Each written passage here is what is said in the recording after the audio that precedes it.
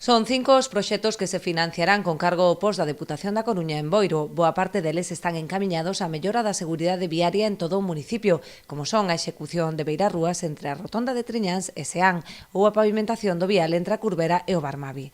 Daráselle tamén continuidade á execución de beirarrúas na zona de Goiáns. Restauración de beirarrúas e continuidade no tramo da AC305, no lugar de Goiáns. Nós xa acometemos unha obra o ano pasado de construcción de beirarrúas de Goiáns á Madalena polo tramo dereito, un pequeno espacio que acometemos o ano pasado. Ahora damoslle continuidade ata chegar á última das vivendas nese marxe. Despois empezaríamos ca finca do Pazo de Goiáns, que se acometerá en futuros proxectos, pero queremos atender a ese marxen para dotar de máis de seguridade a un lugar que nos parece especialmente conflictivo e que leva solicitando actuación xa fai moitos anos, e queremos aproveitar este proxecto tamén para correxir a situación en como se encontran agora as beirarrúas da outra marxe. Acometerase ademais a urbanización da Rúa Tenencia no casco urbano e na Rúa Pesqueira en Cabo de Cruz.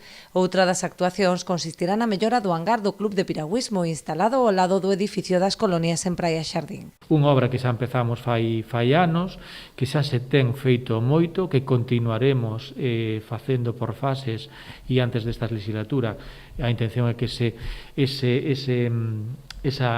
unitaria de Praia Xardín estea finalizada, e con isto vimos a facer outra fase, que é o hangar que están utilizando neste momento o Club de Piragüismo, pois arranxalo para que teña unhas condicións óptimas de uso. En próximos proxectos incluiremos a restauración exterior do que é ese edificio, que é a sede actualmente do deporte, e era un edificio que estaba totalmente degradado e con uso moi precario no corazón turístico de Boiro, non?